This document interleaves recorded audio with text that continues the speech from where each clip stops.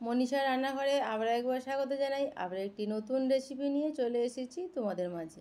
আজকে আমি বানাবো তালের ভাপা পিঠে। চলো আমি কীভাবে বানাই তোমাদের সাথে শেয়ার করব। একটা প্লেট নিয়ে নিয়েছি, প্লেটের মধ্যে নিয়ে নেব তালের গাদ। তালের গাদ আগে থাকতেই আমি পরিষ্কার করে নিয়েছি, বার করে নিয়েছি। আমি এখানে 3 চামচ তালের গাদ নেব।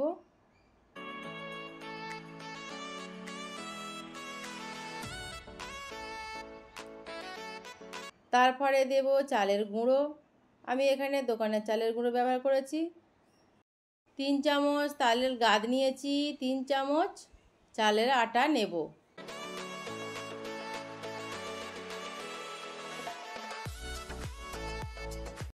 তারপরে দেব চিনি পরিমাণ মতো, যে যতটা মিষ্টি খাও ততটা মিষ্টি দিও। আমি যতটা পরিমাণ মিষ্টি খাই ততটা পরিমাণ মিষ্টি দিলাম। তারপরে দেব স্বাদ মতো লবণ। সব উপকরণ হাত দিয়ে ভালোভাবে মাখিয়ে নেব।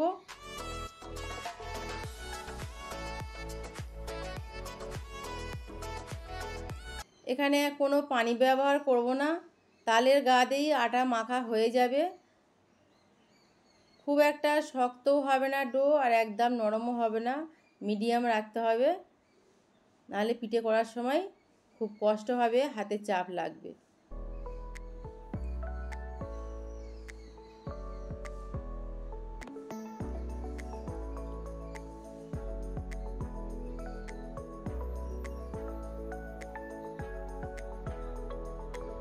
আটা মাখা হয়ে গেছে, দেখো কতটা নরম রেখেছি আমি। রেস্টে রেখে দেবো 10 মিনিট, যতক্ষণ না চিনিটা ভালোভাবে গলে যাচ্ছে। ঢাকা দিয়ে রেস্টে রাখবো। এদিকে রেস্ট হোক, ওদিকে পানি ফুটিয়ে নেব। একটা পাত্রে পানি বসিয়ে দিয়েছি, পরিমাণ মতো পানি ভালোভাবে ফুটিয়ে নেব। 10 মিনিট রেস্ট হয়ে গেছে, ঢাকা খুলে দেখে নেব চিনি গলে গেছে কি। সব চিনি গলে গেছে, একটাও চিনি দানা নেই। এখানে আমি একটা মেশিন বলো, ছাঁচ বলো, যাই বলো নিয়েছি।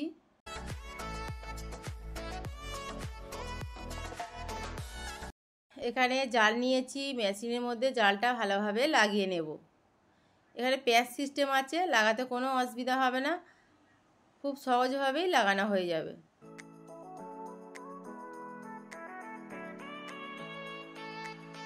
মেশিন ঠিকঠাক করে নিয়েছি, ফিটিংস করা হয়ে গেছে। এবার আমি কিভাবে পিঠে তৈরি করব তোমাদেরকে ভালোভাবে দেখিয়ে দিচ্ছি। যেই ডো তৈরি করে রেখেছিলাম সেই ডোটা মেশিনের মধ্যে নিয়ে নেব।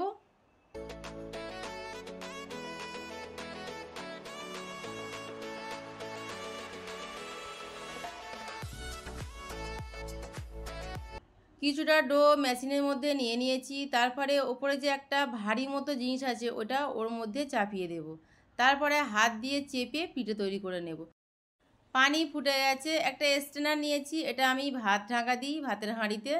আমি এখানে ভাত ঢাকা দিয়ে স্ট্রেনার নিয়েছি, তোমরা চাইলে যে কোনো স্ট্রেনার নিতে পারো। যে বাসনগুলো পাওয়া যায় ফুটো ফুটো, এইগুলো নিলেও হবে। তারপরে মেশিনের মধ্যে মিশ্রণ ভরে নিয়েছি। তারপরে দু হাত দিয়ে চেপে, খুব একটা প্রেস করতে হবে না, চাপ বেশি দিতে হবে না, আলতো হাতে চাপলেই হয়ে যাবে, যেহেতু ডো নরম তৈরি করেছি। একটা পিঠে তৈরি হয়ে গেছে, ঢাকা দিয়ে দেব। ঢাকা দিয়ে 2 থেকে 3 মিনিট সেদ্ধ করে নেব।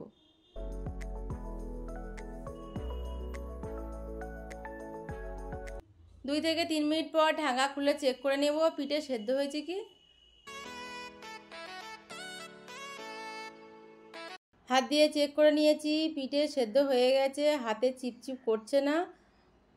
পিঠে উঠিয়ে নেব। একটা পিঠে তৈরি হয়ে গেছে, আবারও একটা পিঠে তৈরি করে তোমাদের দেখিয়ে দিচ্ছি। একই মেশিনের মধ্যে ডো ভরে নেব, তারপর হাত দিয়ে চেপে চেপে পিঠে তৈরি করে নেব।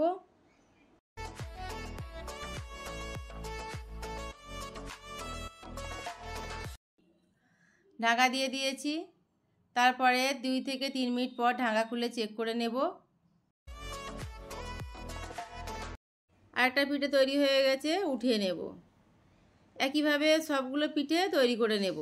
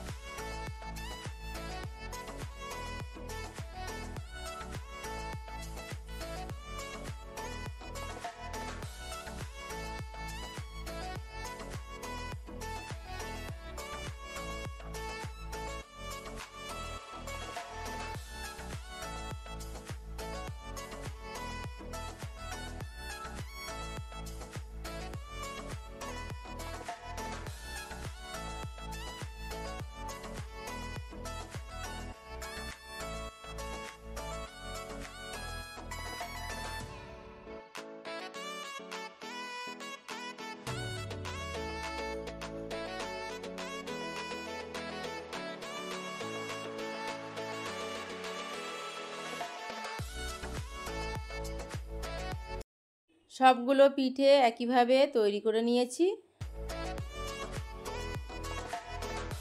Final look